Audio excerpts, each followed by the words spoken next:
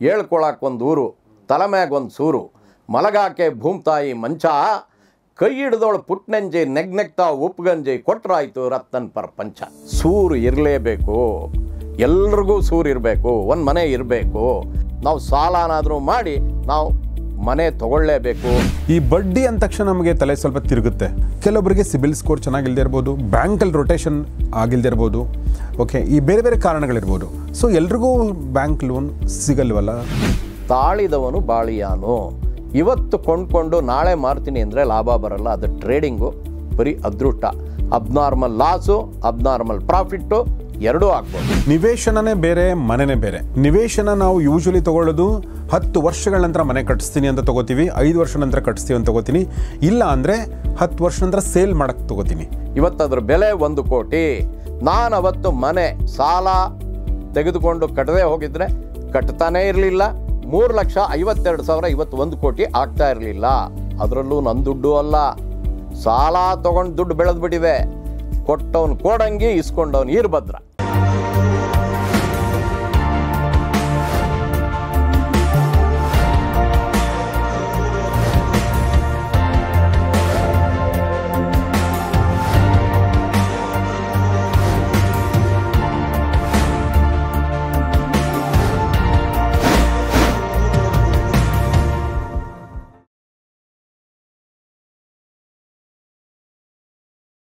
ಸ್ನೇಹಿತರೆ ನಮಸ್ಕಾರ. ಗೌರಿ ಶಕ್ಕಿ ಸ್ಟುಡಿಯೋದ ವಿಶೇಷ ಕಾರ್ಯಕ್ರಮ ಮಹಾಮನಿ, ನಿಮಗೆಲ್ಲ ಆತ್ಮೀಯ ಸ್ವಾಗತ. ನಾನು ಗೌರಿ ಶಕ್ಕಿ. ಇವತ್ತು ಮಹಾಮನಿ ಕಾರ್ಯಕ್ರಮದಲ್ಲಿ ನಮ್ಮ ಜೊತೆಗೆ ಆರ್ಥಿಕ ತಜ್ಞರು ಮತ್ತು ಪರ್ಸ್ನಲ್ ಫೈನಾನ್ಸ್ ಎಕ್ಸ್ಪರ್ಟ್ ಆಗಿರುವಂಥ, ಸುಮಾರು 25 ವರ್ಷಗಳ ಕಾಲ ಬ್ಯಾಂಕಿಂಗ್ನಲ್ಲಿ ಮತ್ತು ಸುಮಾರು 14 ವರ್ಷಗಳ ಕಾಲ ಇನ್ಫೋಸಿಸ್ನಲ್ಲಿ ಕನ್ಸಲ್ಟೆಂಟ್ ಆಗಿ ಕೆಲಸ ಮಾಡಿರುವ ಅನುಭವ ಇರುವಂಥ ಡಾಕ್ಟರ್ JN ಜಗನ್ನಾಥ್ ನಮ್ಮೊಂದಿಗಿದ್ದಾರೆ. ಬನ್ನಿ ಅವ್ರನ್ನ ಸ್ವಾಗತಿಸೋಣ. Sir, welcome to the show. ನಮಸ್ತೆ.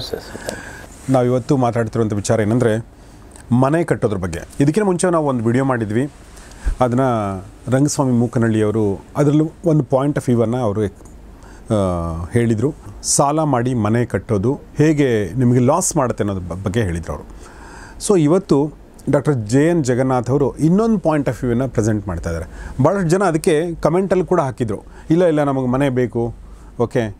ಓಕೆ, ರಂಗಸ್ವಾಮಿಯವರು ತಮ್ಮ ಅನುಭವದ, ತಮ್ಮ ಜ್ಞಾನದ ಆಧಾರದ ಮೇಲೆ ತುಂಬ ಚೆನ್ನಾಗಿ ಹೇಳಿದ್ದಾರೆ, ಅದರಲ್ಲಿ ಏನೂ ಅನುಮಾನ ಇಲ್ಲ. ತುಂಬ ಜನ ಇಲ್ಲ, ಈಗ ನೋಡಿ ನಾವು ಬಾಡಿಗೆ ಮನೇಲಿದ್ದರೆ ನಮಗೊಂದು ನೆಮ್ಮದಿ ಅಂತಿರಲ್ಲ, ನೀವು ಏನು ಹೇಳ್ತಾ ಇದ್ದೀರಾ, ನಾವು ಒಪ್ಕೊಳ್ಳಲ್ಲ, ಈ ಥರ ಅವರು ಕಮೆಂಟ್ಗಳನ್ನ ಮಾಡಿದರು. ಅವರವರ ಇದು ಏನು ಹೇಳಿ ಅನುಭವ, ಅನಿಸಿಕೆ, ಅವರವರ ಅವಶ್ಯಕತೆ ಅದೆಲ್ಲ ಇರುತ್ತೆ. ಈಗ ಉದಾಹರಣೆಗೆ ನನ್ನ ವಿಚಾರ ತೊಗೊಳ್ಳೋದಾದರೆ, ತಿಂಗಳಿಗೆ 30,000 ನೀವೇನು EMI ಕಟ್ತಾ ಇದ್ದೀರಾ ಅದನ್ನೇ ಉಳಿಸಿ ನೀವು 20 ವರ್ಷಗಳ ಕಾಲ ಉಳಿಸಿದ್ರೆ ಇಷ್ಟ ಆಗುತ್ತೆ ಅಂತ ಹೇಳಿದ್ರು ಅವರು. ಬಟ್ ನಮಗೆ ಆ ಶಿಸ್ತಿದೆಯಾ ಅನ್ನೋದು ಪ್ರಶ್ನೆ. ನಾವು ಈಗ ಯಾಕೆ ನಾವು EMI ಕಟ್ತೀವಿ 30,000 ಅಥವಾ 35,000 ಅಂತಂದರೆ ಅದು ಬ್ಯಾಂಕ್ ತೊಗೊಳುತ್ತೆ, ಅದು ಬಿಡಲ್ಲ ನಮ್ಮನ್ನು ನಾವು ಕೊಡದೇ ಇದ್ದರೆ. ಅದೇ ನಾವು 30,000 ನನ್ನ ಹತ್ರ ಉಳಿದ್ರೆ ನಾನು ಹೋಗಿ ರಿಲಿಜಿಯಸ್ ಆಗಿ ಬ್ಯಾಂಕಿಗೆ ಕಟ್ತೀನ? ಡೌಟು. ನಾನು ಹೇಳೋದು ನಮ್ಮ ಮೇಲೆ ನಮಗೆ ನಂಬಿಕೆ ಇಲ್ಲ. ನಮಗೆ ಯಾರಾದರೂ ಹೇಳಿದ್ರೆ ಮಾಡ್ತೀವಿ, ಬಿಟ್ಟರೆ ನೀವು ನಿರ್ಧಾರ ಕೈಗೊಳ್ಳ್ರಿ ಅಂದರೆ ನಾವು ಸುಮ್ಮನೆ ಕೂತ್ಕೋತೀವಿ. ಆ ಥರದೊಂದು ಮೈಂಡ್ ಸೆಟ್ಟು ಭಾರತೀಯರದು ನನಗನ್ಸುತ್ತೆ. ಹೀಗಾಗಿ ಈ ಪ್ರಶ್ನೆ ನಿಮಗೆ ಕೇಳೋಕ್ಕೆ ಇಷ್ಟಪಡ್ತೀನಿ ಸರ್. ಈಗ ಸೊ ಈ ಒಂದು ಸಾಲ ಮಾಡಿ ಮನೆ ಕಟ್ಟುವಂಥದ್ರ ಬಗ್ಗೆ ಒಂದು ಪಾಯಿಂಟ್ ಆಫ್ ವ್ಯೂ ಏನಿದೆ, ಅದರ ಬಗ್ಗೆ ತಾವೇನು ಹೇಳೋಕ್ಕೆ ಇಷ್ಟಪಡ್ತೀರಿ ಸರ್? ಇವಾಗ ಯಾವುದು ಒಳ್ಳೆಯದು ಯಾವುದು ಕೆಟ್ಟದ್ದು ಅಂತ ಹೇಳೋದು ಭಾಳ ಕಷ್ಟ. ಯಾಕಂತ ಹೇಳಿದರೆ, ನಾನು ನ್ಯೂಜಿಲ್ಯಾಂಡ್ಗೆ ಹೋಗಿದ್ದೆ. ಅಲ್ಲಿ ಇಡೀ ದೇಶದ ಜನಸಂಖ್ಯೆ ಬೆಂಗಳೂರಿನ ಜನಸಂಖ್ಯೆಗಿಂತ ಕಮ್ಮಿ. ಓಕೆ. ಅಲ್ಲಿ ಪೊಲ್ಯೂಷನ್ ಅನ್ನೋದು ಇಲ್ಲವೇ ಇಲ್ಲ. ಇವಾಗ ಶಬ್ದ ಮಾಲಿನ್ಯ ಅಥವಾ ಬೇರೆ ಥರ ಮಾಲಿನ್ಯ ಯಾವುದೂ ಇಲ್ಲ. ಅದರಿಂದ ನಾನು ಹೇಳಿದೆ, ನ್ಯೂಜಿಲ್ಯಾಂಡ್ ಎಷ್ಟು ಚೆನ್ನಾಗಿದೆ, ಬಹಳ ಸಂತೋಷ ಆಗುತ್ತೆ, ಇಲ್ಲಿ ಪ್ರಕೃತಿ ಎಷ್ಟು ಚೆನ್ನಾಗಿದೆ ಅಂತ. ಅದಕ್ಕೆ ಒಬ್ಬರು ಮಹಿಳೆ ಹೇಳಿದರು ನನಗೆ, ಜಗನ್ನಾಥ್, ಇಲ್ಲಿ ಪೊಲ್ಯೂಷನ್ ಇಲ್ಲ, ಅದರಿಂದ ಏನು ತೊಂದರೆ ಅಂತ ಹೇಳಿದರೆ ಓಝೋನ್ ಲೇಯರು ಓಪನ್ ಆಗಿಬಿಟ್ಟಿದೆ. ಅದರಿಂದ ಅದು ನೇರವಾಗಿ ನಮ್ಮ ಮೈ ಮೇಲೆ ಬಿದ್ದು ಸ್ಕಿನ್ ಕ್ಯಾನ್ಸರ್ ಜಾಸ್ತಿ. ನಮ್ಮಲ್ಲಿ 5% ಜನಕ್ಕೆ ಸ್ಕಿನ್ ಕ್ಯಾನ್ಸರ್ ಇದೆ. ಪೊಲ್ಯೂಷನ್ ಬಹಳ ಕೆಟ್ಟದ್ದು ಅಂತ ನಮ್ಮ ಅನುಭವ. ಅವ್ರು ಹೇಳ್ತಾರೆ ಪೊಲ್ಯೂಷನ್ನೇ ಇಲ್ಲದೆ ಹೋದರೆ ಕೆಟ್ಟದ್ದು. ಅದರಿಂದ ಯಾವುದು ಒಳ್ಳೆಯದು ಯಾವುದು ಕೆಟ್ಟದ್ದು ಖಂಡಿತ ನನಗೆ ಗೊತ್ತಿಲ್ಲ. ಆದರೆ ನನ್ನ ಪ್ರಕಾರ ಮನೆ ತೊಗೊಬೇಕು. GP ರಾಜರತ್ನಂ ಅವರು ಹೇಳ್ತಾರೆ, ಹೇಳ್ಕೊಳಕ್ಕೊಂದು ಊರು ತಲೆ ಮ್ಯಾಗೊಂದು ಸೂರು ಮಲಗಾಕೆ ಭೂಮ್ತಾಯಿ ಮಂಚ ಕೈ ಹಿಡ್ದೋಳು ಪುಟ್ನಂಜಿ ನೆಗ್ನೆಗ್ತಾ ಉಪ್ಗಂಜಿ ಕೊಟ್ರಾಯ್ತು ರತ್ತನ್ ಪ್ರಪಂಚ. ಸೂರು ಇರಲೇಬೇಕು, ಎಲ್ರಿಗೂ ಸೂರು ಇರಬೇಕು, ಒಂದು ಮನೆ ಇರಬೇಕು. ಎರಡನೇ ಮನೆ ತೊಗೊಳ್ಳೋವಾಗ ಬೇರೆ ವಿಚಾರ. ಆದರೆ ಒಂದನೇ ಮನೆ ತೊಗೊಳ್ಳೋವಾಗ ನಾವು ಸಾಲನಾದರೂ ಮಾಡಿ ನಾವು ಮನೆ ತೊಗೊಳ್ಳೇಬೇಕು. ನಿವೇಶನ ಅಥವಾ ಮನೆ ತೊಗೊಂಡ್ರೇ ಉತ್ತಮ ಅಂತ ನನ್ನ ವಾದ. ಸರ್ ಬಟ್ ಇಲ್ಲಿ ಎರಡಿದೆ ಸರ್, ನಿವೇಶನನೇ ಬೇರೆ ಮನೆನೇ ಬೇರೆ. ಹೌದು, ನಿವೇಶನ ನಾವು ಯೂಶ್ವಲಿ ತೊಗೊಳ್ಳೋದು 10 ವರ್ಷಗಳ ನಂತರ ಮನೆ ಕಟ್ಟಿಸ್ತೀನಿ ಅಂತ ತೊಗೋತೀವಿ, 5 ವರ್ಷ ನಂತರ ಕಟ್ಟಿಸ್ತೀವಿ ಅಂತ ತೊಗೋತೀನಿ, ಇಲ್ಲ ಅಂದರೆ 10 ವರ್ಷ ನಂತರ ಸೇಲ್ ಮಾಡೋಕ್ಕೆ ತೊಗೋತೀನಿ ಇನ್ವೆಸ್ಟ್ಮೆಂಟ್ಗೋಸ್ಕರ. ಅದ್ರ ಬಗ್ಗೆ ನನ್ನ ಪ್ರಕಾರ ಭಿನ್ನಾಭಿಪ್ರಾಯಗಳಿರೋದು ತುಂಬ ಕಡಿಮೆ. ಓಕೆ, ಹೌದು ಸರ್, ಕರೆಕ್ಟು ಅಂತಲೇ ಹೇಳ್ತಾರೆ. ಆದರೆ ಮನೆ ನಾನು ತೊಗೊಳ್ತೀನಿ ಇರೋಕ್ಕೆ ನಾನು ಇರೋಕ್ಕೆ ಮನೆ ತೊಗೋತೀನಿ ಅಂತಂದಾಗ ಸ್ವಲ್ಪ ಭಿನ್ನಾಭಿಪ್ರಾಯಗಳು ಬರ್ತವೆ. ಹೀಗಾಗಿ ನಾವು ಯಾವುದೋ ಒಂದು ಟಾಪಿಕ್ ಬಗ್ಗೆ ಮಾತಾಡೋಣ ಅಥವಾ 2 ಟಾಪಿಕ್ ಬಗ್ಗೆ ನೀವು ಎರಡೂ ಒಂದೇ ಅನ್ಸುತ್ತೆ ನನಗೆ. ಎರಡೂ ಒಂದೇ ಅಂತ ಅನ್ಸುತ್ತೆ ನಿಮಗೆ? ಯಾಕೆ ಅಂದರೆ ಓಕೆ, ಒಂದೊಂದೇ ನೀವು ಹೇಳ್ಕೊಂಡು ಹೋಗಿ ಸರ್. ಓಕೆ, ಇವಾಗ ನೋಡಿ, ನನ್ನ ಸ್ನೇಹಿತ ಒಬ್ಬ ಕೋರಮಂಗಲದಲ್ಲಿ 2004ರಲ್ಲಿ 20 ಲಕ್ಷ ರೂಪಾಯಿಗೆ ಒಂದು ಫ್ಲ್ಯಾಟ್ ತೊಗೊಂಡ. 20 ಲಕ್ಷ ರೂಪಾಯಿಗೆ ಫ್ಲ್ಯಾಟ್ ತೊಗೊಂಡಾಗ ಅವನು ಕೈಯಿಂದ ಹಾಕಿದ 5 ಲಕ್ಷ, ಅವನ ಹತ್ರ 5 ಲಕ್ಷ ಇತ್ತು ಅವತ್ತಿನ ತನಕ ಕೂಡಿಕೆ, 5 ಲಕ್ಷ ಹಾಕಿದ್ದ, ಇನ್ನು 15 ಲಕ್ಷ ಸಾಲ ಮಾಡ್ದ. 20 ವರ್ಷದ ಕಾಲ ಸಾಲ ತೀರಿಸ್ದ. 2024ರಲ್ಲಿ ಅವನ 15 ಲಕ್ಷಕ್ಕೆ ಅವನು ಕಟ್ಟುತ್ತಾ ಇದ್ದಿದ್ದ EMI ತುಂಬ ಬೆಲೆನೇ ಕಳ್ಕೊಂಬಿಟ್ಟಿತ್ತು. ಏನು ಇಷ್ಟು ಕಮ್ಮಿ ಕಟ್ತೀನಿ ನಾನು ಅನ್ನೋ ಸಂತೋಷ ಇತ್ತು ಅವನಿಗೆ. ಯಾಕಂದರೆ 2004ರಲ್ಲಿ 15 ಲಕ್ಷ ತುಂಬ ದೊಡ್ಡ ಮೊತ್ತ. ಹೌದು, ಇವತ್ತು 15 ಲಕ್ಷ ತುಂಬ ದೊಡ್ಡ ಮೊತ್ತ ಅಲ್ಲ. ಯಾವ ಮನೇನೂ ಸಿಗಲ್ಲ, ಯಾವ ಫ್ಲ್ಯಾಟು ಸಿಗಲ್ಲ. ಅದರಿಂದ ಇಲ್ಲಿ ತನಕನೂ ಅದೇ ಕಟ್ತಾ ಇದ್ದ ಅವನು. ಆವಾಗ ಅವನಿಗೆ ಬಹಳ ಕಮ್ಮಿ ಅಂತ ಅನ್ನಿಸ್ತು. ಏನು ಮಾಡಿಬಿಟ್ಟ, ಅದನ್ನು ಮಾರಿಬಿಟ್ಟ. ಮಾರಿದಾಗ ಎಷ್ಟಕ್ಕೆ ಹೋಯ್ತು? 1.5 ಕೋಟಿಗೆ ಹೋಯ್ತು. ಅವನು ಇಲ್ಲಿ ತನಕ ಬಡ್ಡಿ ಎಲ್ಲ ಸೇರಿ ಎಷ್ಟು ಕಟ್ಟಿದಾನೋ ಗೊತ್ತಿಲ್ಲ. 15 ಲಕ್ಷಕ್ಕೆ ನನ್ನ ಪ್ರಕಾರ ಒಂದು 40 ಲಕ್ಷ ಮ್ಯಾಕ್ಸಿಮಮ್ ಅಂದರೆ ಕಟ್ಟಿರ್ಬೋದು. ಅದು ಬೇರೆ ಬೇರೆ ದಿನಗಳಲ್ಲಿ ಬಡ್ಡಿಗಳೆಲ್ಲ ಲೆಕ್ಕ ಹಾಕಿದ್ರು. ಆದರೆ 1.5ಕ್ಕೆ ಸೇಲ್ ಆಯಿತು. ಅವನೇ ಸ್ವಂತ ದುಡ್ಡಿನಲ್ಲಿ ಖಂಡಿತವಾಗ್ಲೂ ಅದು ಕಟ್ಟಕ್ಕಾಗ್ತಾ ಇರಲಿಲ್ಲ. ಉಳಿಸ್ಬಿಟ್ಟು ಕಟ್ಟಕ್ಕೆ ಹೋಗಿದ್ದಿದ್ರೆ ಹಣದುಬ್ಬರ ಅಂತಿದೆ. ಅದರಿಂದ ನಾವು ಉಳಿಸ್ತಾ ಹೋದಾಗ ಏನು ಬಡ್ಡಿ ಬರುತ್ತೆ ಅದಕ್ಕಿಂತ ಜಾಸ್ತಿ ಅಥವಾ ಅದಕ್ಕಿಂತ ಸ್ವಲ್ಪ ಕಮ್ಮಿ ಹಣದುಬ್ಬರ ಇರುತ್ತೆ. ಅದರಿಂದ ಆಗೋದೇ ಇಲ್ಲ. ನಾವು ಒಂದು ಮನೆಗೆ ಕೂಡಿ ಕೊಂಡ್ಕೊಳ್ತೀವಿ ಅಂದರೆ ಬಹಳ ವರ್ಷ ಕಾಯಬೇಕು. ನೀವು ಇವಾಗ ಹೇಳಿದ್ರಿ ನಿವೇಶನ ಸ್ವಲ್ಪ ವರ್ಷಗಳಾದಮೇಲೆ ಮನೆ ಕಟ್ತೀವಿ ಅಂತ. ಈ ಕೂಡ್ಕೊಂಡು ಕಟ್ಟಿದ್ರೂ ಸ್ವಲ್ಪ ದಿನ ಆದಮೇಲೆ ಕಟ್ಟಬೇಕಾಗುತ್ತೆ ಮೊದಲನೇದು. ಅದ್ರ ಬದಲು ನೀವು ನಿವೇಶನನೂ ತೊಗೊಬೋದು. ನಿವೇಶನ ತೊಗೊಂಡು ಕಾದರೆ ಅದು ಹೇಗೆ ಅಂದರೆ, ನಾನು 1993ರಲ್ಲಿ ಸ್ಟೇಟ್ ಬ್ಯಾಂಕ್ ಆಫ್ ಮೈಸೂರಿನಲ್ಲಿ ಇದ್ದಾಗ ಮೈಸೂರಿನಲ್ಲಿ ನಮ್ಮ ಎಂಪ್ಲಾಯೀಸ್ ಎಲ್ಲ ಸೇರಿಕೊಂಡು ಸೈಟ್ ಮಾಡಿದರು, ಶ್ರೀರಾಮ್ಪುರ ಲೇಔಟ್ ಅಂತ ಮೈಸೂರಲ್ಲಿ. ಅಲ್ಲಿ ನಾನು 1993ರಲ್ಲಿ 22,222 2222 ಅಷ್ಟಕ್ಕೆ ಕೊಂಡ್ಕೊಂಡೆ ಒಂದು ಸೈಟು. 22,222. ಓಕೆ, ನಾ ಮನೆ ಕಟ್ಟಿದ್ದು 8 ಸ್ಕ್ವೇರು. ಅದಕ್ಕೆ 3,30,000 ಆಯಿತು. 3,30,000. ಹೌದು. ಒಟ್ಟು ಎಷ್ಟಾಯಿತು? ಇಲ್ಲ, 3,52,000. ಯಾಕಂದರೆ 22,000 ಸೈಟ್ಗೆ 22,000. 3,30,000 ಮನೆ ಕಟ್ಟಕ್ಕೆ 3,52,000. ನಾನು ಆ 3,30,000ದಲ್ಲೂ ಒಂದು 30,000 ಹಾಕಿದೆ, ಮಿಕ್ಕಿದ್ದೆಲ್ಲ ಬ್ಯಾಂಕ್ ಸಾಲ ಕೊಡ್ತು. ಅದನ್ನು 20 ವರ್ಷ ತೀರಿಸ್ಬೋದು ಅಂತಿತ್ತು. ನಾ ಬೇಗ ತೀರಿಸಿರ್ಬೋದು. ಆದರೆ ಇವತ್ತದ್ರ ಬೆಲೆ 1 ಕೋಟಿ. ಇವತ್ತದ್ರ ಬೆಲೆ 1 ಕೋಟಿ. ನಾನು ಅವತ್ತು ಮನೆ ಸಾಲ ತೆಗೆದುಕೊಂಡು ಕಟ್ಟದೇ ಹೋಗಿದ್ರೆ ಕಟ್ತಾನೇ ಇರಲಿಲ್ಲ, ಮೊದಲನೇದು. ಎರಡನೇದು, ಆ 3,52,000 ಇವತ್ತು 1 ಕೋಟಿ ಆಗ್ತಾ ಇರಲಿಲ್ಲ.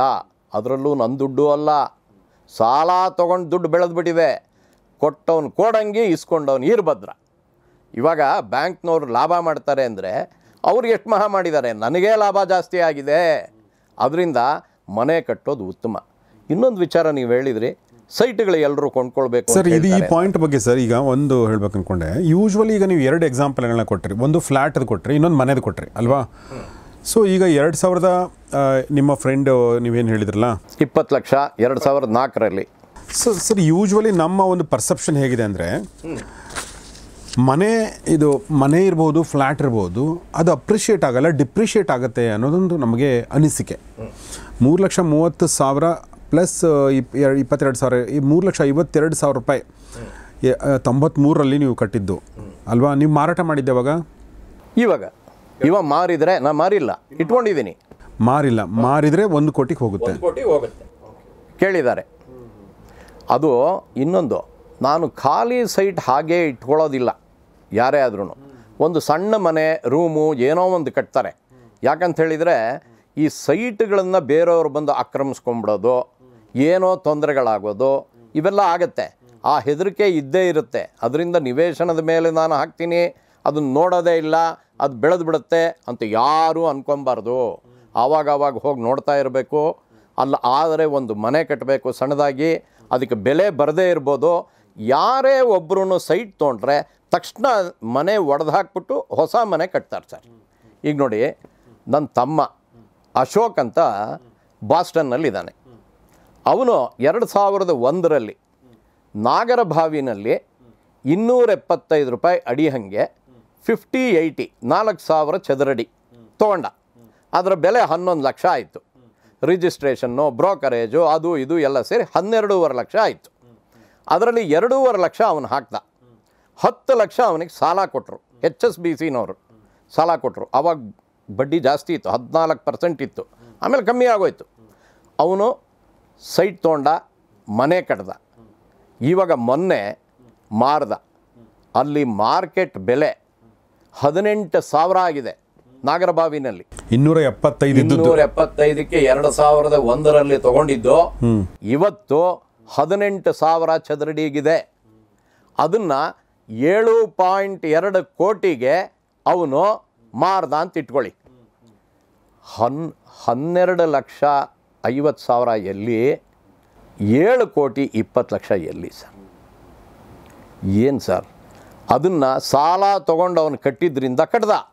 ಇಲ್ಲದೆ ಹೋದರೆ ಅವನು ಅಮೇರಿಕನಲ್ಲಿ ಒಂದು ಮನೆ ಇದೆ ಅವನಿಗೆ, ಅದಕ್ಕೆ EMI ಕಟ್ತಾ ಇದ್ದಾನೆ. ಅದ್ರ ಜೊತೆಗೆ ಇಲ್ಲಿ ಅವನ ಸ್ವಂತ ದುಡ್ಡಿನಲ್ಲಿ ಖಂಡಿತ ಕೊಂಡ್ಕೊಳ್ತಿರಲಿಲ್ಲ. ಸಾಲ ಮಾಡ್ದ, ಕೊಂಡ್ಕೊಂಡ. ಆದರೆ ನೀವು ಹೇಳ್ದಂಗೆ ಬರೀ ನಿವೇಶನ ಯಾರೂ ಇಟ್ಕೊಳ್ಳಲ್ಲ, ಮನೆ ಕಟ್ಟಿರ್ತಾರೆ, ಮನೆಗೆ ಬೆಲೆ ಇಲ್ಲ. ಆ ಮನೆ ಏನು ಕಟ್ಟಿದ್ದೀವಿ ಅದಕ್ಕೆ ಬೆಲೆ ಇಲ್ಲ. ಫ್ಲ್ಯಾಟ್ನಲ್ಲಿ ಫ್ಲ್ಯಾಟ್ಗೆ ಬೆಲೆ. ಫ್ಲ್ಯಾಟು ನೀವು ಹೇಳಿದ್ರಿ ಡಿಪ್ರಿಷಿಯೇಟ್ ಆಗುತ್ತೆ ಅಂತ. ಕೆಲವು ಡಿಪ್ರಿಷಿಯೇಟ್ ಆಗುತ್ತೆ. ನೀವು 20ಕ್ಕೆ ಕೊಂಡ್ಕೊಂಡಿದ್ದು ಇನ್ನೊಂದು 10 ವರ್ಷ ಆದಮೇಲೆ 30ಕ್ಕೆ ಹೋಗ್ಬೋದು, ಬಡ್ಡಿ ಪೂರ್ತಿ ಬರದೇ ಇರ್ಬೋದು. ಅದನ್ನು ನಾನು ಡಿಪ್ರಿಷಿಯೇಟ್ ಅಂತೀನಿ. 20ರದ್ದು 30ಕ್ಕೆ ಮಾರಿಬಿಟ್ರೆ ಲಾಭ ಅಂದ್ಕೊಳಕ್ಕಾಗಲ್ಲ. ಅವತ್ತಿನ ತನಕ ಅದಕ್ಕೆ ಬಡ್ಡಿ ಎಷ್ಟು ಎಲ್ಲ ಲೆಕ್ಕ ಹಾಕಬೇಕು. ಎಕ್ಸಾಕ್ಟ್ಲಿ. ಆದರೆ ಆ ರೀತಿ ಇಲ್ಲ ಸರ್. ದುಡ್ಡು ಯಾವಾಗ ಬೆಲೆ ಕಳ್ಕೊಳ್ಳುತ್ತೆ, ಯಾವಾಗ ಹಣದುಬ್ಬರ ಜಾಸ್ತಿ ಆಗುತ್ತೆ, ಯಾವಾಗ $1 ಬೆಲೆ ಜಾಸ್ತಿಯಾಗಿ ರುಪಿಗೆ ಕಮ್ಮಿ ಬೆಲೆ ಆಗುತ್ತೆ, ಆವಾಗ ಖಂಡಿತವಾಗ್ಲೂ ನಮ್ಮಲ್ಲಿ ಮನೆಗೆ ಜಾಸ್ತಿ, ಫ್ಲ್ಯಾಟ್ಗೆ ಜಾಸ್ತಿ ದುಡ್ಡು ಆಗೇ ಆಗುತ್ತೆ. ಕೋರಮಂಗಲದಲ್ಲಿ ಅವನು 20 ಲಕ್ಷ ಕೊಂಡ್ಕೊಂಡಿದ್ದು, ಇವತ್ತು ಯಾರಾದರೂ 20 ಲಕ್ಷಕ್ಕೆ ಎಲ್ಲೇ ಆಗಲಿ ಮನೆ ಫ್ಲ್ಯಾಟ್ ಕೊಂಡ್ಕೊಳ್ಳೋಕ್ಕಾಗತ್ತಾ ಸರ್? ಆಗಲ್ಲ. 70 ಲಕ್ಷ, 1 ಕೋಟಿ, ಸುಮಾರು 12 ಕೋಟಿ ಫ್ಲ್ಯಾಟ್ಗಳು ಇದೆ ಆ ಒರಾಯನ್ ಮಾಲ್ ಎದುರುಗಡೆ. ಅದು ಬೇರೆ ವಿಚಾರ. ಆದರೆ ಇದೇ ಕೋರಮಂಗಲದ ಫ್ಲ್ಯಾಟು ಅವನು 1.5 ಕೋಟಿಗೆ ಮಾರಿದಾನೆ ಅಂತ ಆದಮೇಲೆ ಏರುತ್ತೆ ಸರ್.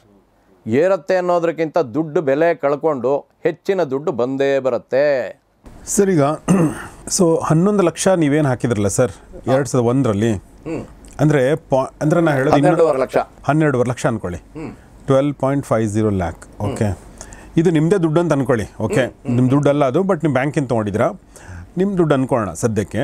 ಇದನ್ನು ನೀವು ಸ್ಟಾಕ್ ಮಾರ್ಕೆಟಲ್ಲಿ 2001ರಲ್ಲಿ ಇನ್ವೆಸ್ಟ್ ಮಾಡಿದರೆ 2025ಕ್ಕೆ ಎಷ್ಟಾಗಿರೋದು ಸರ್? ಅದು ಸುಮಾರು ಆವಾಗ ಒಂದು 5,000 ಇತ್ತು ಅಂತ ಇಟ್ಕೊಳ್ಳಿ ಸರ್, ಅಥವಾ 4,000 ಇತ್ತು ಅಂತ ಇಟ್ಕೊಳ್ಳಿ. ಇವತ್ತು 80,000 ಅಂತ ಇಟ್ಕೊಳ್ಳಿ. 20ರಷ್ಟು ಆಗಿದೆ. 12 ಲಕ್ಷ 20ರಷ್ಟು ಅಂತ ಹೇಳಿದರೆ 12-20 2 ಕೋಟಿ 40 ಲಕ್ಷ ಆಗಿರೋದು. ಆದರೆ ಅದರಲ್ಲಿ ನೀವು ತೊಗೊಂಡಿರೋ ಶೇರು ಮೇಲೂ ಹೋಗಿರ್ಬೋದು, ಕೆಳಗೂ ಬಂದಿರ್ಬೋದು. ಸುಮಾರು ಶೇರುಗಳು ಇವಾಗ ಆಕ್ಸಿಸ್ ಬ್ಯಾಂಕ್ನಲ್ಲಿ ಏನಾದರೂ ನೀವು 2001ರಲ್ಲಿ ಹಾಕ್ಬಿಟ್ಟಿದ್ದಿದ್ರೆ ಇವತ್ತು ಇನ್ನೂ ಜಾಸ್ತಿ ಆಗಿಬಿಟ್ಟಿರ್ಬೋದಾಗಿತ್ತು. ಅದು ಬೇರೆ ವಿಚಾರ. ಅದೇ ವಿಚಾರನ ಇಟ್ಕೊಂಡು ಇನ್ನೊಂದು ಪಾಯಿಂಟ್ ಆಫ್ ಇರೋದು ಇದೇ ವಿಚಾರಕ್ಕೆ ಸಂಬಂಧಪಟ್ಟಂತೆ. ನೀವು ಅಂದರೆ ಸರಿಯಾದ ಸ್ಟಾಕು ಶೇರ್ಗಳನ್ನ ತೊಗೊಂಡ್ರೆ ನಿಮ್ಮ ಅಪ್ರಿಸಿಯೇಷನ್ ಏನು ನೀವು ಹೇಳ್ತಾ ಇದ್ರೆ ಅದಕ್ಕಿಂತ ಜಾಸ್ತಿ ನೀವು ಇಲ್ಲಿ ದುಡ್ಡು ಮಾಡ್ಬೋದು ಅನ್ನೋದು ಪಾಯಿಂಟ್.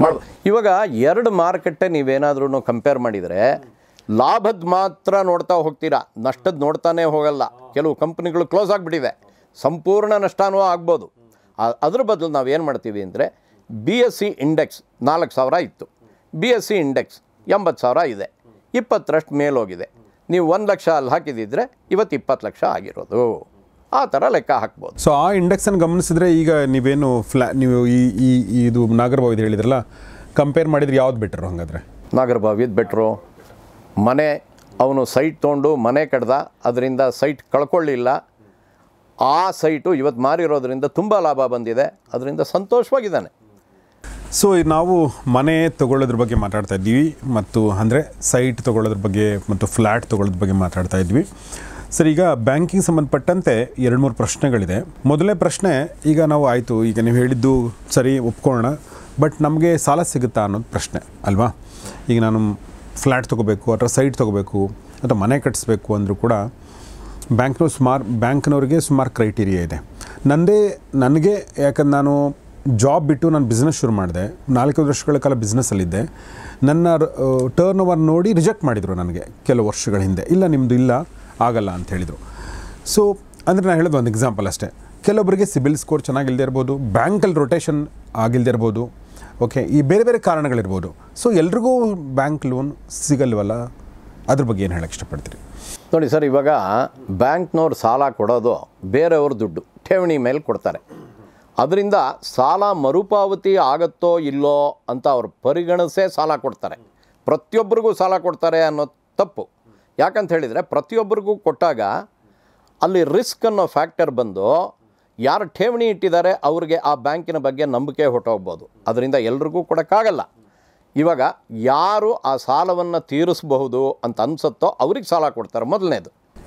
ಎರಡನೇದು, ಇವಾಗ ನನಗೆ ಎಷ್ಟು ಆದಾಯ ಬರ್ತಾ ಇದೆ ಅದರಲ್ಲಿ ಒಂದು ಭಾಗ ಮಾತ್ರ ನಾ EMI ಕಟ್ಟೋಕ್ಕಾಗೋದು, ಸಾಲ ಮರುಪಾವತಿ. ಇವಾಗ ನನಗೆ 100 ರೂಪಾಯಿ ಬಂದರೆ 40 ರೂಪಾಯಿ ಕಟ್ಬೋದು.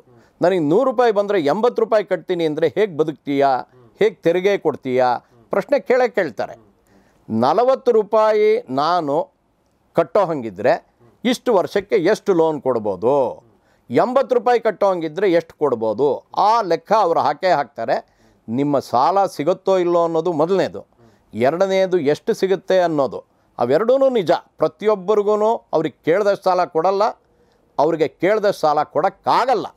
ಅವೆರಡು ವಿಚಾರ. ಮೂರನೇದೇನು ಅಂತ ಹೇಳಿದರೆ, ಇವಾಗ ಬ್ಯಾಂಕ್ನಲ್ಲಿ ನಾವೇನಾದರೂ ಸಾಲ ತೊಗೊಂಡ್ರೆ ಆ ಸಾಲಕ್ಕೆ ಅವರು ಹಾಕೋ ಬಡ್ಡಿ ಅದನ್ನು ನಾನು ತೀರಿಸ್ಬೋದಾ ಇಲ್ವಾ ಅದನ್ನು ಪರಿಗಣಿಸಿ ಅವರು ಸಾಲ ಕೊಡ್ತಾರೆ. ಪ್ರತಿಯೊಬ್ಬರಿಗೂ ಸಾಲ ಸಿಗಲ್ಲ. ಯಾರಿಗೆ ಸಿಗಬಹುದೋ ಅವರು ಸಾಲ ತೊಗೊಳ್ತಾರೋ ಇಲ್ವೋ ಅನ್ನೋದು ಮಾತ್ರ ಲೆಕ್ಕಕ್ಕೆ ಬರುತ್ತೆ. ಈಗ ಇನ್ನೊಂದು ಪಾಯಿಂಟ್ ಬಂತು, ನೀವು ಹೇಳಿದಂಗೆ ಸಾಲ ಮಾತ್ರ ಅಲ್ಲ, ಸಾಲಕ್ಕೆ ಹಾಕಿರೋ ಬಡ್ಡಿನೂ ತೀರಿಸುವಂಥ ಶಕ್ತಿ ಇರಬೇಕು ಅವನಿಗೆ.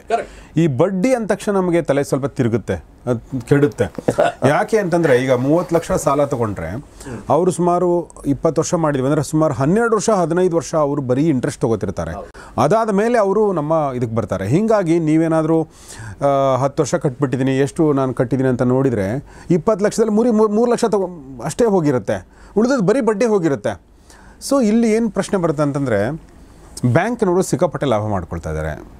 ಓಕೆ, ಎಟ್ ಅವರ್ ಕಾಸ್ಟ್. ನಾನು 30 ಲಕ್ಷ ನಾನು ಲೋನ್ ತೊಗೊಂಡಿದ್ದೀನಿ ಮನೆಗೆ ಅಂದರೆ ಅವ್ರು ಆಲ್ಮೋಸ್ಟ್ ಈಗ 8% 7% ಇದೆ ಅಂತಂದರೆ ನಮಗೆ ಕಡಿಮೆ ಅನಿಸುತ್ತೆ, ಅಷ್ಟೇನು ಜಾಸ್ತಿ ಇಲ್ಲ ಅಂಥೇಳಿ. ಬಟ್ ಅದನ್ನು ನೋಡ್ತಾ ಹೋದರೆ, ಇದು 30 ಲಕ್ಷ ಇವರು ನಮ್ಮ ಡಬಲ್ ಆಗಿಬಿಟ್ಟಿದಲ್ಲ ರೀ ದುಡ್ಡು ಅನ್ನೋ, 60 ಲಕ್ಷ ತೊಗೊಂಡ್ಬಿಟ್ಟಿದ್ದಾರೆ ಇವರು ಅನ್ನೋ ಥರ ಅನಿಸುತ್ತೆ. ಸೊ ಅದ್ರ ಬಗ್ಗೆ ಏನು ಹೇಳಕ್ಕೆ ಇಷ್ಟಪಡ್ತೀರಿ ಸರ್? ನಾನು ತುಂಬ ಬ್ರಾಡಾಗಿ ಹೇಳಿದೆ, ನಾವು ಪರ್ಟಿಕ್ಯುಲರಾಗಿ ಹೇಳಿಲ್ಲ, ಬಟ್ ನನ್ನ ಇಂಟೆನ್ಷನ್ ನಿಮ್ಗೆ ಅರ್ಥ ಆಗಿರುತ್ತೆ. ಅದು ಸರಿ ಸರ್, ಸರಿ. ಇದು ಬಹಳ ಒಳ್ಳೆ ಪ್ರಶ್ನೆ. ಯಾಕಂತೇಳಿದರೆ, ಇವಾಗ ನಾನು 30 ಲಕ್ಷ ಸಾಲ ತೊಗೊಂಡಿದ್ದೀನಿ, 60 ಲಕ್ಷ ಕಟ್ಟಿದ್ದೀನಿ, 30 ಲಕ್ಷ ಬ್ಯಾಂಕ್ ಲಾಭ ಮಾಡ್ಕೊಂಡ್ಬಿಡ್ತು ಅಂತ ಕೆಲವ್ರಿಗೆ ಅನಿಸಿಕೆ ಇದೆ. ಈಗ ನೀವೇ ಠೇವಣಿ ಇಟ್ಟರೆ ಅವರೂ ಅದಕ್ಕೆ ಬಡ್ಡಿ ಕೊಡಬೇಕಲ್ವಾ? ಇವತ್ತಿನ ಮಟ್ಟದಲ್ಲಿ 7% ಬಡ್ಡಿ ಕೊಡ್ತಾರೆ. 7% ಬಡ್ಡಿ ಕೊಟ್ಟ ಮೇಲೆ ಅವ್ರಿಗೆ ಕೆಲಸಗಾರರು ಇರ್ತಾರೆ, ಬೇರೆ ಖರ್ಚುಗಳಿರುತ್ತೆ. ಆ ಖರ್ಚುಗಳೆಲ್ಲ ಸೇರಿ 8% ಆಗುತ್ತೆ ಅಂತ ಇಟ್ಕೊಳ್ಳೋಣ. ನಿಮಗೆ 8ರ ಮೇಲೆ 9% ಕೊಟ್ಟರೆ 1% ಮಾತ್ರನೇ ಅವ್ರ ಲಾಭ, 7% ಅವ್ರ ಲಾಭ ಅಲ್ಲ. ಠೇವಣಿಗೆ ಇನ್ನೊಬ್ರಿಗೆ ಕೊಟ್ಟಿರ್ತಾರೆ, 1% ಖರ್ಚಿಗಿರುತ್ತೆ, 1% ಮಾತ್ರ ಲಾಭ ಇರುತ್ತೆ. ಕರೆಕ್ಟಾಗಿ 1% ಲಾಭ ಅಂತ ನಾನು ಹೇಳ್ತಿಲ್ಲ. 6% ಠೇವಣಿಗೆ ಬಡ್ಡಿ ಇದ್ದು 8% ಸಾಲಕ್ಕೆ ಇದ್ದಾಗ ಅದು 1% ಲಾಭ. ಕಂಪ್ನಿಗಳಿಗೆ ಕೊಡೋವಾಗ, ಕ್ಲೀನ್ ಲೋನ್ ಕೊಡೋವಾಗ ಬಡ್ಡಿ ಜಾಸ್ತಿ, ಹೌಸಿಂಗ್ ಲೋನ್ ಕೊಡೋವಾಗ ಬಡ್ಡಿ ಜಾಸ್ತಿ ಇಲ್ಲ. ಒಂದು. ಎರಡನೇದು, ಈ ಹಣದುಬ್ಬರ ಅಂತ ಬರುತ್ತಲ್ಲ ಸರ್, ಆ ಹಣದುಬ್ಬರನ್ನು ನೋಡಿಕೊಂಡು ರೆಪೋ ರೇಟ್ ಫಿಕ್ಸ್ ಮಾಡ್ತಾರೆ ರಿಸರ್ವ್ ಬ್ಯಾಂಕ್ ಆಫ್ ಇಂಡಿಯಾನವರು. ಆ ರೆಪೋ ರೇಟ್ ಮೇಲೆ ಠೇವಣಿ ಆಮೇಲೆ ಸಾಲ ಎರಡಕ್ಕೂ ಲಿಂಕ್ಗಳಿರುತ್ತೆ. ಪ್ರತಿಯೊಂದು ಸಾಲಕ್ಕೂ ಇರಲ್ಲ, ಹೌಸಿಂಗ್ ಲೋನಿಗೆ ಖಂಡಿತ ಇರುತ್ತೆ. ಅದರಿಂದ ಮಾರುಕಟ್ಟೆನಲ್ಲಿ ಏನು ಹಣದುಬ್ಬರ ಇದೆ, ಏನು ಠೇವಣಿ ಬಡ್ಡಿ ಇದೆ, ಅದರ ಬೇಸಿಸ್ ಮೇಲೆ ಮಾತ್ರನೇ ಲೋನ್ಗಳಿಗೆ ಬಡ್ಡಿ ಹಾಕ್ತಾರೆ ಹೊರತು ಅದು ಪರ್ಪೆಚುಯಲ್ ಎಂಟಿಟಿ, ಯಾರೋ ಒಬ್ಬರಿಗೆ ಲಾಭ ಆಗಲ್ಲ. ಬ್ಯಾಂಕು ಅಂತ ಹೇಳಿದರೆ ಸುಮಾರು ಜನದ ಮ್ಯಾನೇಜ್ಮೆಂಟ್ ಇರುತ್ತೆ, ಅದರಿಂದ ಅವರು ತುಂಬ ಜಾಸ್ತಿ ಖಂಡಿತ ಹಾಕಲ್ಲ. ಹಿಂದಿನ ಕಾಲದಲ್ಲಿತ್ತು, ಯಾರೋ ಒಬ್ಬನ ಹತ್ರ ಹೋಗೋರು ಸಾಲ ತೊಗೊಳೋರು, ಒಂದು ಉಂಗುರ ಇಟ್ಬಿಟ್ಟು ಸಾಲ ತೊಗೊಳೋರು, ಬಳೆ ಮಾರ್ಬಿಟ್ಟು ಬಡ್ಡಿ ಕಟ್ಟೋರು. ಆ ರೀತಿ ಇತ್ತು, 3%, 5% ತಿಂಗಳಿಗೆ ಅಂತ. ಆ ಥರ ಬ್ಯಾಂಕ್ನಲ್ಲಿ ಖಂಡಿತ ಇಲ್ಲ, ಎಕ್ಸ್ಪ್ಲಾಯ್ಟೇಷನ್ ಇರಲ್ಲ. ಬ್ಯಾಂಕ್ನವರು ಎಲ್ರಿಗೂ ಪರಿಚಿತವಾದ ಬಡ್ಡಿನ ಮಾತ್ರನೇ ಹಾಕ್ತಾರೆ ಅಂತ ಖಂಡಿತ ಅದು. ಸರ್, ಈಗ ನೀವು ಹೇಳಿದ್ದು ನಾನು ಒಪ್ಕೊಂಡೆ ಒಂದು ಹಂತಕ್ಕೆ. ಈಗ ಸುಮ್ಮನೆ ಒಂದು ನಿಮಗೆ ಇನ್ನೊಂದು ಪ್ರಶ್ನೆ ಕೇಳ್ತೀನಿ ಸರ್. ಈಗ ನೋಡಿ ಸರ್, ನಾನು ಸುಮ್ಮನೆ ಒಂದು ಎಕ್ಸಾಂಪಲ್ಗೆ ತೊಗೊಂಡೆ. ಕೆನರಾ ಬ್ಯಾಂಕು ಇದು ಒಂದು ಸುದ್ದಿ 2024 December 2024, okay, Q4 3rd quarter ಆದಮೇಲೆ ಪ್ರಾಫಿಟ್ ಎಷ್ಟು ಮಾಡಿದೆ? ನೆಟ್ ಪ್ರಾಫಿಟ್ ಅಂದರೆ ಸರ್ 4,104 ಕೋಟಿ ರೂಪಾಯಿ ಮಾಡಿದೆ. ಓಕೆ, ನೆಟ್ ಪ್ರಾಫಿಟ್ ಇದು. Okay, Canara bank on Monday reported 12.25% year-on-year growth in net profit for the 3rd quarter ended December 31st, 2024 at 4,104 crore. ಇದು ಲಾಭ ಅಲ್ವಾ ಸರ್? ಇದು ಖಂಡಿತ ಲಾಭ. ಆದರೆ ಕೆನರಾ ಬ್ಯಾಂಕೇನೆ ನೀವು ಠೇವಣಿನ ಸಾಲನ್ನು ನೋಡಿದರೆ ನೀವು 12.5% ಜಾಸ್ತಿ ಆಗಿದೆ ಅಂತ ಹೇಳಿದಿರಲ್ಲ, ಅದೇ ರೀತಿ ಠೇವಣಿ ಮತ್ತು ಸಾಲನೂ ಗ್ರೋತು ಸುಮಾರು 9, 10, 11% ಇರುತ್ತೆ. ಅದರಿಂದ ಯಾವಾಗ ನಮ್ಮ ಠೇವಣಿ ಜಾಸ್ತಿ ಆಗುತ್ತೆ, ಸಾಲ ಜಾಸ್ತಿ ಆಗುತ್ತೆ, ಲಾಭನೂ ಜಾಸ್ತಿ ಆಗುತ್ತೆ, ತಪ್ಪೇನಿಲ್ಲ. ಅಷ್ಟೇ ಹೊರತು ಇವಾಗ ಠೇವಣಿ ಕಮ್ಮಿ ಆಗಿದೆ, ಸಾಲ ಕಮ್ಮಿ ಆಗಿದೆ, ಲಾಭ ಜಾಸ್ತಿ ಆಗಿದೆ ಅಂದರೆ ತಪ್ಪಾಗತ್ತೆ. ಕೆನರಾ ಬ್ಯಾಂಕೇನೆ ಒಂದಾನೊಂದು ಕಾಲದಲ್ಲಿ ಗೌರ್ಮೆಂಟ್ನವರು ಅದಕ್ಕೆ ದುಡ್ಡನ್ನು ಹಾಕಿದ್ದಾರೆ. ಯಾಕಂತ ಹೇಳಿದರೆ ನಷ್ಟ ಆಗಿತ್ತು ಅಂತ. ಎರಡೂ ಥರ ಇರುತ್ತೆ. ಖಂಡಿತವಾಗ್ಲೂ ಪಬ್ಲಿಕ್ ಸೆಕ್ಟರ್ ಆಗಲಿ ಪ್ರೈವೇಟ್ ಸೆಕ್ಟರ್, ಇವಾಗಿನ ಬ್ಯಾಂಕ್ಗಳು ಏನಿದೆ ಶೆಡ್ಯೂಲ್ಡ್ ಬ್ಯಾಂಕು, ಅಲ್ಲಿ ಬಡ್ಡಿ ತುಂಬ ಜಾಸ್ತಿ ಇರೋದಿಲ್ಲ ಸರ್. ಹೌಸಿಂಗ್ ಲೋನ್ಗೆ ಅದು ಎಲ್ಲರೂ ತೀರಿಸೋ ಅಂಥದ್ದು, ಎಲ್ರಿಗೂ ಗೊತ್ತಿರೋ ಅಂಥದ್ದು, ಎಲ್ಲ ಪೇಪರ್ಗಳಲ್ಲಿ ಬರೋ ಅಂಥದ್ದೇ ಸಾಲಗಳಿಗೆ ಬಡ್ಡಿ ಹಾಕ್ತಾರೆ ಹೊರತು ಮೋಸ ಆಗೋದೇ ಇಲ್ಲ. ಹಾಗೇನಾದರೂ ಆದ್ರೂ ನೀವು ಓಂಬುಡ್ಸ್ಮನ್ಗೆ ಹೋಗ್ಬೋದು, ಅದರಿಂದ ಆಗಲ್ಲ, ಸಾಲ ನಷ್ಟ ಆಗಲ್ಲ. ಓಕೆ ಸರ್, ಇನ್ನೊಂದು ಪ್ರಶ್ನೆ ಇದು ಏನಂದರೆ, ಈಗ ರೆಪೋ ರೇಟ್ ಚೇಂಜ್ ಮಾಡ್ತಾರಲ್ವಾ, ಬ್ಯಾಂಕಿನ ಕಡಿಮೆ ಮಾಡ್ತಾರೆ ರೆಪೋ ರೇಟು. ಅದ್ರ ಮೂಲಕ ಬ್ಯಾಂಕ್ ಹೋಮ್ ಲೋನ್ಗೇನು, ಹೌಸಿಂಗ್ ಲೋನ್ಗೇನು ಇಂಟ್ರೆಸ್ಟ್ ಇರುತ್ತೆ ಅದನ್ನು ಕೂಡ ರಿಸರ್ವ್ ಬ್ಯಾಂಕ್ ಹೇಳುತ್ತೆ 0.1%, 0.25% ಕಡಿಮೆ ಮಾಡಿ ಅಂತ ಒಂದು ಕೊಡುತ್ತೆ.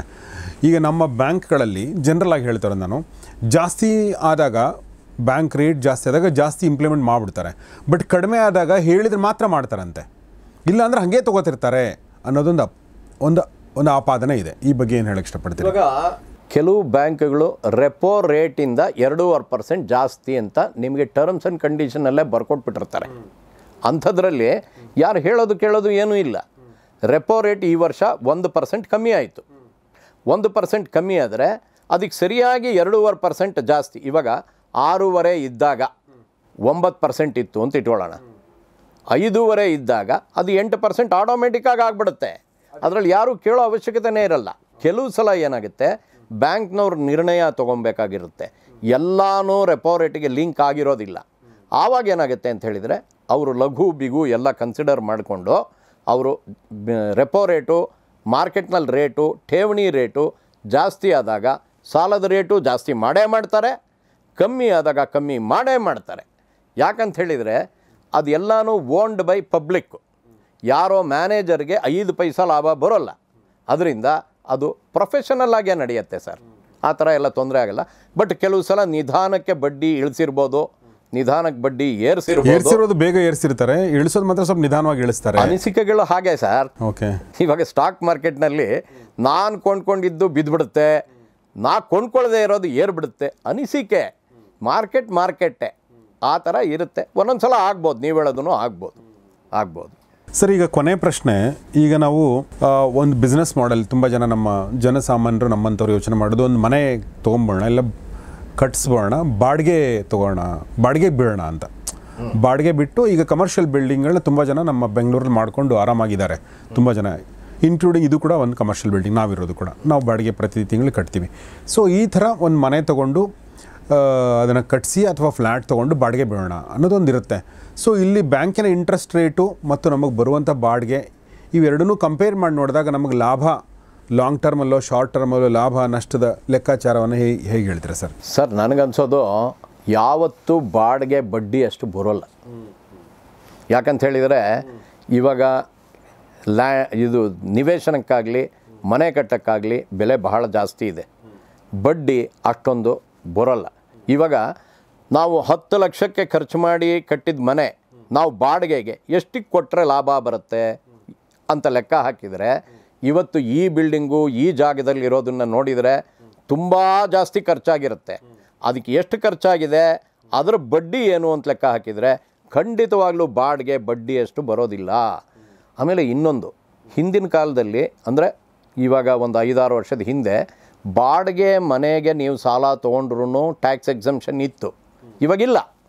ನೀವು ಸ್ವಂತ ಮನೆಗೆ ತೊಗೊಂಡ್ರೆ ಮಾತ್ರ 2 ಲಕ್ಷ ತನಕ ಟ್ಯಾಕ್ಸ್ ಎಕ್ಸಂಪ್ಷನ್ನು ಇದೆ, ಮಿಕ್ಕಿದ್ದಕ್ಕಿಲ್ಲ. ಅದು ನ್ಯೂ ರಿಜಿಮ್ನಲ್ಲಿ ಬೇರೆ, ಓಲ್ಡ್ ರಿಜಿಮ್ನಲ್ಲಿ ಬೇರೆ ಇದೆ. ಅದರಿಂದ ಟ್ಯಾಕ್ಸ್ ಬೆನಿಫಿಟ್ಟು ಇರೋದಿಲ್ಲ. ಖಂಡಿತವಾಗ್ಲೂ ಬಾಡಿಗೆ ಬಡ್ಡಿ ಅಷ್ಟು ಬರೋದಿಲ್ಲ. ಆದರೆ ಮನೆ ಮತ್ತು ನಿವೇಶನದ ಬೆಲೆ ಏರ್ತಾ ಹೋಗುತ್ತೆ, ಅಲ್ಲಿ ಲಾಭ ಇದೆ ಹೊರತು ಪ್ರತಿ ತಿಂಗಳ ಆದಾಯ ಲಾಭ ಇಲ್ಲ. ನೀವು 10 ವರ್ಷನೋ 15 ವರ್ಷ ಬಿಟ್ಟು ಮಾರಾಟ ಮಾಡಿದಾಗ ನಿಮ್ಗೆ ಲಾಭ ಬರುತ್ತೆ. ಬಡ್ಡಿ ಎಷ್ಟು ಕಟ್ತೀವಿ ಅಷ್ಟು ಬಾಡಿಗೆ ಬರೋದಿಲ್ಲ. ಸೊ ಇದು ನಮ್ಮ ಮನೆ ಕಟ್ಟೋದ್ರ ಬಗ್ಗೆ ನಮ್ಮ ಡಾಕ್ಟರ್ ಜಗನ್ನಾಥ್ ಅವರು ಹೇಳಿರುವಂಥ ವಿಚಾರಗಳು. ಸೊ ನಾವು ಪಾಯಿಂಟ್ ಆಫ್ ವ್ಯೂಗಳನ್ನ ಹೇಳ್ತಾ ಇದ್ವಿ. ಅಫ್ಕೋರ್ಸ್ ಬೇರೆ ಬೇರೆ ಸ್ಥಿತಿಗತಿಗಳಲ್ಲಿರ್ತಾರೆ. ಓಕೆ, ಕೆಲವರಿಗೆ ಸ್ಟಾಕ್ ಮಾರ್ಕೆಟ್ ಬಗ್ಗೆನೋ ಇನ್ನೊಂದ್ರ ಬಗ್ಗೆನೋ ಇನ್ವೆಸ್ಟ್ಮೆಂಟ್ ಬಗ್ಗೆ ತುಂಬ ನಾಲೆಜ್ ಇರುತ್ತೆ, ಕೆಲವರಿಗೆ ಕಡಿಮೆ ನಾಲೆಜ್ ಇರುತ್ತೆ. ಓಕೆ, ಹೀಗಾಗಿ ಅವರವರು ತಮ್ಮ ಸ್ಥಿತಿಗತಿಗಳಿಗೆ ಅನುಸಾರವಾಗಿ ನಿರ್ಧಾರ ಕೈಗೊಳ್ಳಬೇಕು. ಇನ್ನೊಂದು ಸರ್, ನೋಡಿ, ಬೆಳ್ಳಿ, ಬಂಗಾರ, ಸ್ಟಾಕು, ನಿವೇಶನ ಎಲ್ಲದರಲ್ಲೂ ಸ್ಪ್ರೆಡ್ ಮಾಡಬೇಕು. ಯಾವುದು ಯಾವಾಗ ಮೇಲೆ ಹೋಗುತ್ತೆ ಗೊತ್ತಾಗಲ್ಲ. ಅದರಿಂದ ವೈವಿಧ್ಯವಾಗಿದ್ದರೆ ನಿಮ್ಮಲ್ಲಿ ಎಷ್ಟು ದುಡ್ಡಿದೆ ಅದು ಮುಖ್ಯ. ದುಡ್ಡೇ ಇಲ್ಲ, ನಾ ಹೆಂಗೆ ಇನ್ವೆಸ್ಟ್ ಮಾಡಲಿ ಅನ್ನೋದು ಬೇರೆ ವಿಚಾರ. ಇದ್ದಾಗ ಆ ರೀತಿ ವೈವಿಧ್ಯಮಯವಾಗಿರಬೇಕು, ಆವಾಗ ಲಾಭ ಆಗುತ್ತೆ ಸರ್. ಈಗ ಅದೇ ವಿಚಾರಕ್ಕೆ ಸಂಬಂಧಪಟ್ಟಂತೆ ಈಗ ತಿಂಗಳಿಗೆ ನಾನು 1 ಲಕ್ಷ ಗಳಿಸ್ತೀನಿ ಅಂತ ಅಂದ್ಕೊಳ್ಳಿ ಸರ್. ಓಕೆ, ಎಕ್ಸಾಂಪಲ್ಗೆ ನನಗೆ 30,000 ನಾನು ಉಳಿಸೋಕ್ಕೆ ಸಾಧ್ಯ ತಿಂಗಳಿಗೆ ಅಂತ ಅನ್ಕೋಣ. ಓಕೆ, ಈ 30,000 ಕೆಲವ್ರಿಗೆ 3,000 ಆಗ್ಬೋದು, ಕೆಲವರಿಗೆ 50,000 ಆಗ್ಬೋದು, ಕೆಲವ್ರಿಗೆ 3 ಲಕ್ಷನೂ ಉಳಿಸ್ಬೋದು, ಅದು ಬೇರೆ ವಿಚಾರ. ಸುಮ್ಮನೆ ಒಂದು ಎಕ್ಸಾಂಪಲ್. ಈ 30,000ದಲ್ಲಿ ನಾವು ಪರ್ಸೆಂಟೇಜ್ ಲೆಕ್ಕ ಹಾಕೋದಾದರೆ ಸರ್ ಯಾವುದ್ರ ಮೇಲೆ ಎಷ್ಟು ಇನ್ವೆಸ್ಟ್ ಮಾಡ್ಬೋದು? ಸುಮ್ಮನೆ ಒಂದು ಎಕ್ಸಾಂಪಲ್ಗೆ ನಾವು ಹೇಳೋದಾದರೆ ನಾನು ಈ ಪ್ರತಿ ತಿಂಗಳು ಎಷ್ಟು ಇನ್ವೆಸ್ಟ್ ಮಾಡ್ಬೋದು ಅನ್ನೋದಕ್ಕಿಂತ 1 ವರ್ಷದಲ್ಲಿ ಅಂತ ನೀವು ಲೆಕ್ಕ ಹಾಕಿದರೆ ಖಂಡಿತವಾಗ್ಲೂ ನೀವು ಬಂಗಾರದ ಮೇಲೆ ಸ್ವಲ್ಪ ಹಾಕ್ಬೋದು, ಬೆಳ್ಳಿ ಮೇಲೆ ಸ್ವಲ್ಪ. ನೋಡಿ, ಬೆಳ್ಳಿ ಮತ್ತು ಬಂಗಾರ 8,000 ಇತ್ತು 2006ರಲ್ಲಿ, ಇವತ್ತು 1 ಲಕ್ಷ ದಾಟಿಬಿಟ್ಟಿದೆ. ಅದರಲ್ಲಿ ಹಾಕಿದವರು ಇವತ್ತು 12ರಷ್ಟು 13ರಷ್ಟು ಲಾಭ ಮಾಡಿದ್ದಾರೆ. ಪ್ರತಿ ವರ್ಷವೂ ಒಂದೇ ಥರ ಬೆಳೆದಿಲ್ಲ. 1999ರಲ್ಲಿ ಬಂಗಾರ 3,900 ರೂಪಾಯಿ ಇತ್ತು, ಅವತ್ತು ಹಾಕಿದ್ರು ಇವತ್ತು ಎಷ್ಟರ ಮಟ್ಟಿಗೆ ಬೆಳೆದಿರೋದು. ಸ್ಟಾಕ್ ಮಾರ್ಕೆಟು 4,000ದಲ್ಲಿತ್ತು, 80,000ಕ್ಕೆ ಬಂದಿದೆ ಸುಮಾರು 24-25 ವರ್ಷದಲ್ಲಿ. ಅದರಲ್ಲಿ ಹಾಕಿದ್ರೂ ಲಾಭ. ಅದರಿಂದ ಎಲ್ಲ ಕಡೆ ಸ್ವಲ್ಪ ಹಾಕಬೇಕು. ಎಷ್ಟು ಹಾಕಬೇಕು ಅಂತ ನೀವೇ ನಿರ್ಣಯ ತೊಗೊಬೇಕು. ಇಲ್ಲ ನನ್ನ ಬರೀ ತಿಂಗಳಿಗೆ 3,000 ಇಲ್ಲ 5,000 ಅಷ್ಟೇ ಹಾಕೋಕ್ಕಾಗೋದು ಅಂತೇನಾದರೂ ನಿಮ್ಗೆ ಅನಿಸಿದರೆ ತಕ್ಷಣವೇ ಗೋಲ್ಡ್ಗೆ ಆಗಲಿ ನೀವು ತೊಗೊಬೋದು ಮಾರ್ಕೆಟ್ನಲ್ಲಿ. ಆಮೇಲೆ SIP ಅಂತಿರುತ್ತೆ, ಸಿಸ್ಟಮಿಕ್ ಇನ್ವೆಸ್ಟ್ಮೆಂಟ್ ಪ್ಲ್ಯಾನ್. ಅದು ಸುಮಾರು 2 ಅಥವಾ 3 ಮ್ಯೂಚುವಲ್ ಫಂಡ್ಗಳಲ್ಲಿ ಪ್ರತಿ ತಿಂಗಳು ಹಾಕ್ತಾ ಹೋಗ್ಬೋದು. ಅದರಲ್ಲೂ ತುಂಬ ಲಾಭ ಇರುತ್ತೆ. ತಾಳಿದವನು ಬಾಳಿಯಾನು. ಇವತ್ತು ಕೊಂಡ್ಕೊಂಡು ನಾಳೆ ಮಾರ್ತೀನಿ ಅಂದರೆ ಲಾಭ ಬರಲ್ಲ. ಅದು ಟ್ರೇಡಿಂಗು ಬರೀ ಅದೃಷ್ಟ. ಅಬ್ನಾರ್ಮಲ್ ಲಾಸು, ಅಬ್ನಾರ್ಮಲ್ ಪ್ರಾಫಿಟ್ಟು ಎರಡೂ ಆಗ್ಬೋದು. ಆದರೆ ನೀವು ಕೊಂಡ್ಕೊಂಡು ಬಿ ಇನ್ವೆಸ್ಟೆಡ್ ಅಂತಾರೆ, ಇನ್ವೆಸ್ಟ್ ಮಾಡಿ ಕಾದರೆ ಖಂಡಿತವಾಗ್ಲೂ ಮುಂದೆ ಲಾಭ ಬರುತ್ತೆ. ಯಾಕಂತ ಹೇಳಿದರೆ ಹಣದುಬ್ಬರ, ದುಡ್ಡು ಬೆಲೆ ಕಳ್ಕೊಳ್ತಾ ಇದೆ. ಇವೆರಡು ವಿಚಾರಗಳಿಂದಾನೇ ಲಾಭ ನಿಮಗೆ ಬಂದ್ಬಿಡುತ್ತೆ. ಸೊ ಬಂಗಾರದಲ್ಲಿ ಇನ್ವೆಸ್ಟ್ ಮಾಡಿ, ಬೆಳ್ಳಿಲಿ ಇನ್ವೆಸ್ಟ್ ಮಾಡಿ, ಸಿಪ್ಪಲ್ಲಿ ಇನ್ವೆಸ್ಟ್ಮೆಂಟ್ ಮಾಡಿ, ನಿವೇಶನ ಮೇಲೆ ಇನ್ವೆಸ್ಟ್ ಮಾಡಿ, ಸ್ಟಾಕಲ್ಲಿ ಇನ್ವೆಸ್ಟ್ ಮಾಡಿ, ಇದೆಲ್ಲವನ್ನು ಕೂಡ ಸರ್ ಹೇಳ್ತಾ ಇದ್ದಾರೆ. ಎಷ್ಟು ಏನು ಅನ್ನೋದನ್ನು ನೀವು ನಿರ್ಧಾರ ಮಾಡಬೇಕು. ಅಲ್ವಾ ಸರ್? ಹೌದು, ಖಂಡಿತ. Yes. ನಿಮ್ಮ ಆದಾಯದ ಮೇಲೆ. ಎಸ್, ನಿಮ್ಮ ಆದಾಯದ ಮೇಲೆ, ನಿಮ್ಮ ತುರ್ತು ಅವಶ್ಯಕತೆಗಳೇನೇನೋ ಇರ್ತವೆ ಕೆಲವರದು. ಸೊ ಹೀಗಾಗಿ ಅದೆಲ್ಲವನ್ನು ನೋಡಿಕೊಂಡು ನಿರ್ಧಾರ ಮಾಡಿಕೊಳ್ಬೇಕು. ಒಟ್ಟಾರೆಯಾಗಿ ಮನೆ ತೊಗೊಳ್ಳೋದ್ರ ಬಗ್ಗೆ ತುಂಬ ಜನರ ಕಮೆಂಟ್ಗಳನ್ನ ನಾನು ನೋಡಿದ್ದೆ. ಸೊ ಆ ಕಮೆಂಟ್ಗಳಿಗೆ ಒಂದು ಹಂತಕ್ಕೆ ಪೂರಕವಾಗಿ ಡಾಕ್ಟರ್ ಜಗನ್ನಾಥ್ ಅವರು ತಮ್ಮ ಅನಿಸಿಕೆಗಳನ್ನ ತಿಳಿಸಿದರು. ಅಗೇನ್ ನಾನು ಹೇಳೋದೇನೆಂದರೆ, ನಿಮಗೆ ಇದನ್ನು ಕೇಳಿದಿರಿ, ರಂಗಸ್ವಾಮಿ ಮೂಕನಹಳ್ಳಿ ಅವ್ರದ್ದು ಕೂಡ ಕೇಳಿದಿರಿ. ಸೊ ನೀವು ನಿರ್ಧಾರ ಕೈಗೊಳ್ಳಿ, ನಿಮ್ಗೆ ಯಾವುದು ಪರಿಹಾರ ಸೂಟ್ ಆಗುತ್ತೆ ಅಂಥೇಳಿ.